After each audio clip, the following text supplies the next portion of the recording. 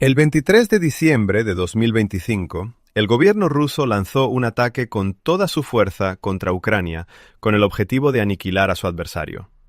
Se desplegaron 38 misiles y 635 drones. Rusia pretendía sumir a Kiev en la oscuridad y exponer a su población a un frío extremo. Pero el ataque no intimidó a Ucrania, solo sirvió como detonante.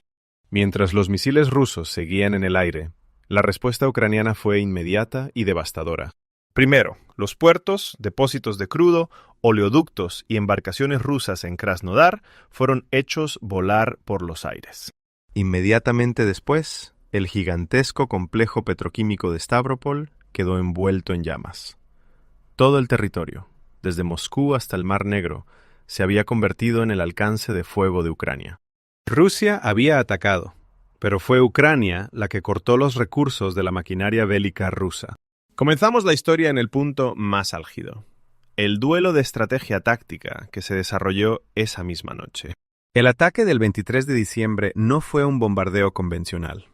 Fue un intento de exhibición de fuerza por parte de un líder acorralado en la mesa de negociaciones de paz. La Fuerza Aérea Rusa intentó un ataque de saturación coordinado con bombarderos estratégicos Tu-95MS, que despegaron desde el Mar Caspio y las regiones polares. El objetivo era simple: saturar los sistemas de defensa aérea ucranianos con un número récord de 635 drones Shahed-Geran, y así lograr que los misiles impactaran sus objetivos en medio del caos. La magnitud del ataque fue tal que las sirenas antiaéreas sonaron durante horas en toda Ucrania. La infraestructura energética en Kiev y en el oeste del país fue el objetivo principal.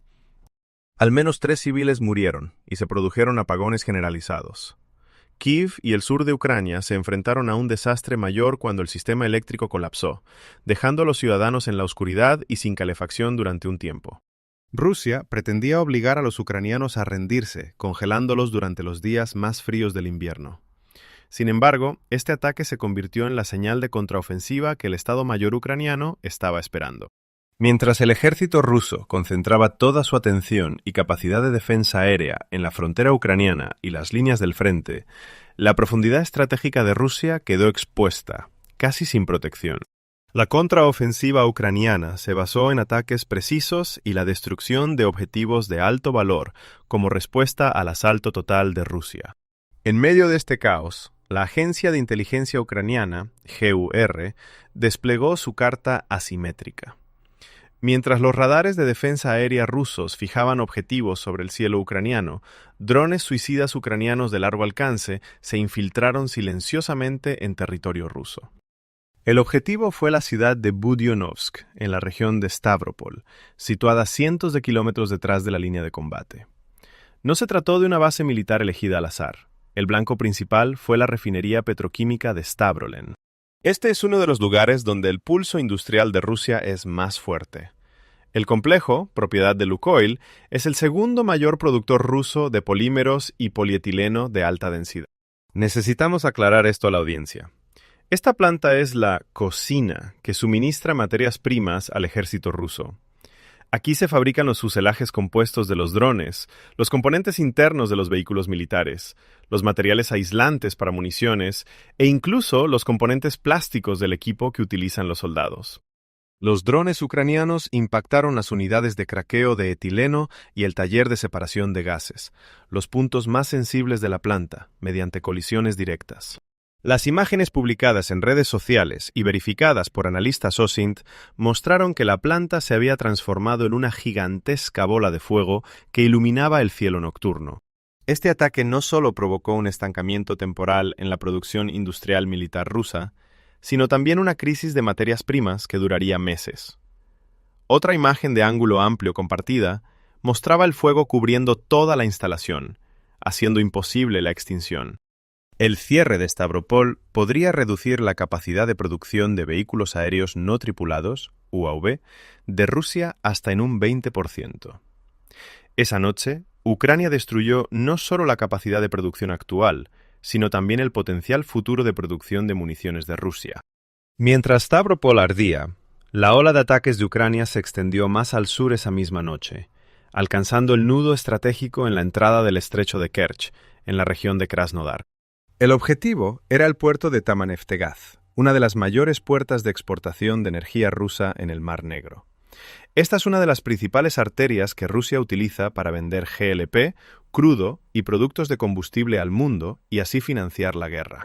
Los drones ucranianos apuntaron a los tanques de combustible, las estaciones de carga y los oleoductos del puerto. Aunque el Ministerio de Defensa ruso emitió la declaración estándar de que el fuego se inició por escombros, la realidad desmintió tales informes. Funcionarios ucranianos confirmaron que el ataque con UAV dañó directamente un oleoducto y la infraestructura portuaria. Más importante aún, la parte rusa no pudo negar el incendio. Las autoridades rusas se vieron obligadas a reconocer oficialmente que se había producido un incendio en el depósito de crudo de la región de Krasnodar, debido al ataque ucraniano.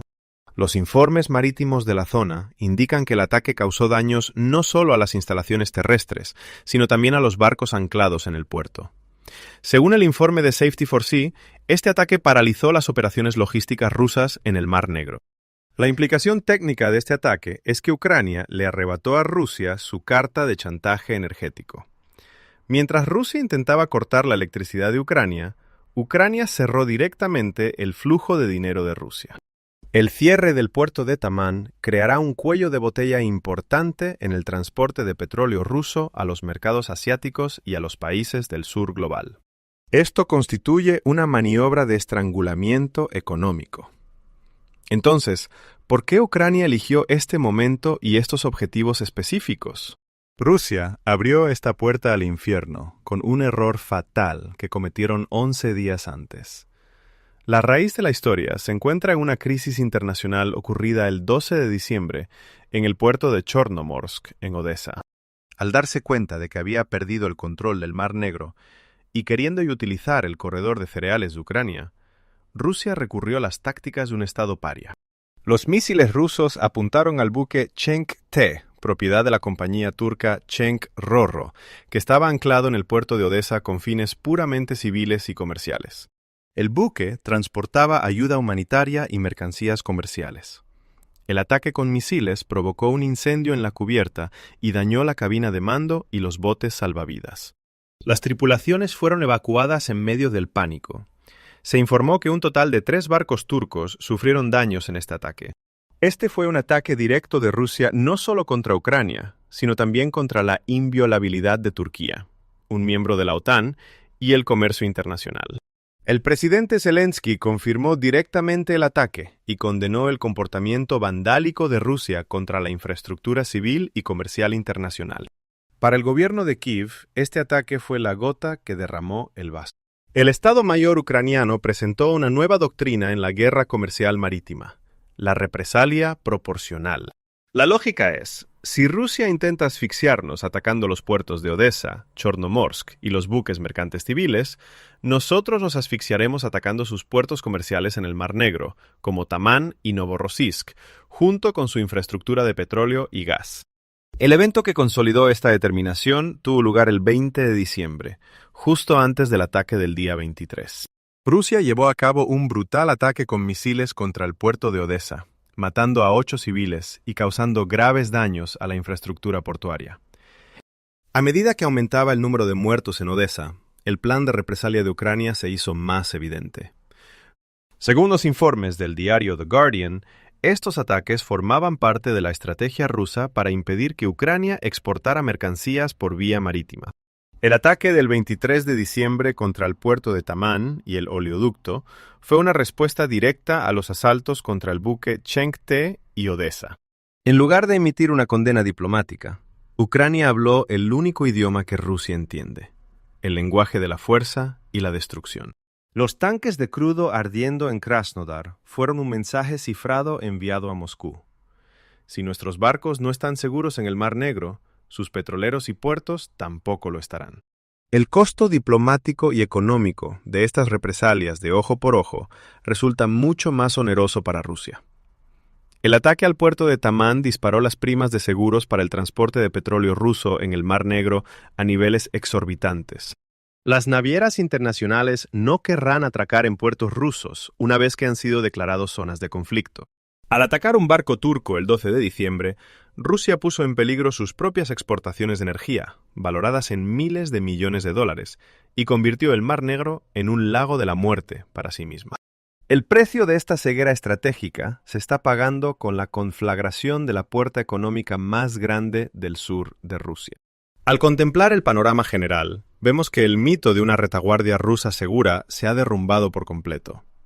La mayor promesa de Putin a su pueblo fue la mentira de que la guerra se detendría en la frontera y que la vida en Moscú continuaría con normalidad. La última semana de diciembre hizo añicos esa mentira. El 22 de diciembre, justo un día antes de los ataques a gran escala, ocurrió un incidente impactante justo en el centro de Moscú.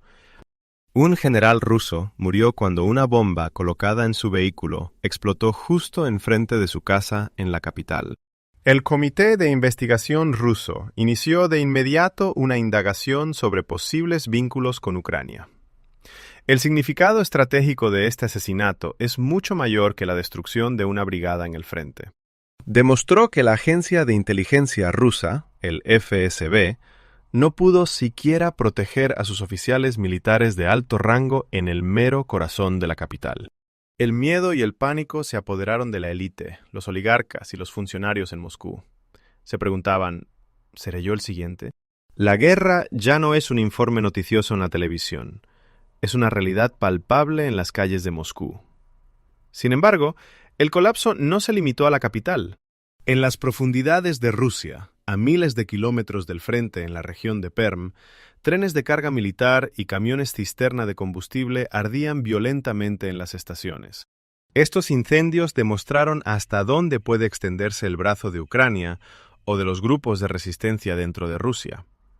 El sistema logístico ruso, que ya era frágil, ahora estaba quebrado. El sabotaje de las líneas férreas interrumpió el flujo de municiones y combustible hacia el frente. Esta situación condujo a un escenario terrible en la vida civil. No había combustible en las gasolineras, especialmente en Crimea y el sur de Rusia. En Yalta, la gente estaba robando gasolina de los autos estacionados en la calle por la noche. Las estaciones de servicio mostraban letreros de agotado y las filas de vehículos se extendían por kilómetros. Según un informe de Reuters, esta escasez en una superpotencia petrolera como Rusia está socavando fundamentalmente la confianza del público en el gobierno. Cuando todos estos eventos, el incendio de Stavropol, los daños en el puerto de Taman, el asesinato en Moscú, el sabotaje en Perm, se combinan, el panorama que surge es este. La Federación Rusa ha caído en una posición geográfica indefendible. Los sistemas de defensa aérea rusos, incluidos los S-300, S-400 y Pantsir, no tienen la densidad suficiente para proteger la enorme frontera de más de 1000 kilómetros. Los sistemas desplegados para proteger Moscú han dejado desprotegidas las zonas industriales. Si intentan proteger la industria, el frente se desmoronará. Esta es la clásica situación de la manta corta.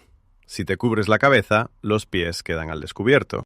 Bajo la sombra de las negociaciones de paz, Rusia quería sentarse a la mesa como un actor fuerte. Según un análisis de Bloomberg, estos ataques ocurrieron justo en un momento en que las negociaciones de paz estaban en la agenda. Sin embargo, los sucesos de la noche del 23 de diciembre demostraron al mundo que Rusia es simplemente un tigre de papel, incapaz de proteger ni su industria ni su capital. Ucrania le dio jaque mate a Rusia en su propia cancha, jugando su mismo juego. Como resultado, el 23 de diciembre no fue el día en que Rusia intentó sumir a Kiev en la oscuridad, sino el día en que Rusia quemó su propio futuro. Los misiles de Putin cobraron vidas y destruyeron hogares en Ucrania. Sí, el dolor es inmenso y el precio a pagar es altísimo. Sin embargo, al observar la balanza estratégica, la contraofensiva de Ucrania fue mucho más destructiva, duradera y sistémica. El barco turco atacado en Odessa fue vengado con el oleoducto destruido en el puerto de Tamán. El intento de cortar la electricidad de Kiev fue respondido derribando el corazón de la industria militar rusa en Stavropol. Los generales asesinados en las calles de Moscú, los trenes ardiendo en Perm, y los ciudadanos rusos impotentes, esperando en largas filas para cargar gasolina, todo ello apunta a una verdad. La operación militar especial de Putin se ha transformado ahora en una crisis de supervivencia para Rusia. Rusia intentó convertir a Ucrania en un campo de tiro, pero al final, su propio territorio se convirtió en el blanco predilecto de los drones ucranianos. Ya no hay refugios seguros detrás de los muros del Kremlin, pues esos mismos muros están siendo calentados por un fuego que arde desde dentro. Esto no es solo el colapso de una línea de frente, sino el derrumbe de una ilusión imperial. ¿Y tú qué opinas al respecto? Comparte tus ideas en la sección de comentarios. Para estar al tanto de nuestros videos más recientes, suscríbete al canal y activa las notificaciones. Gracias por elegirnos.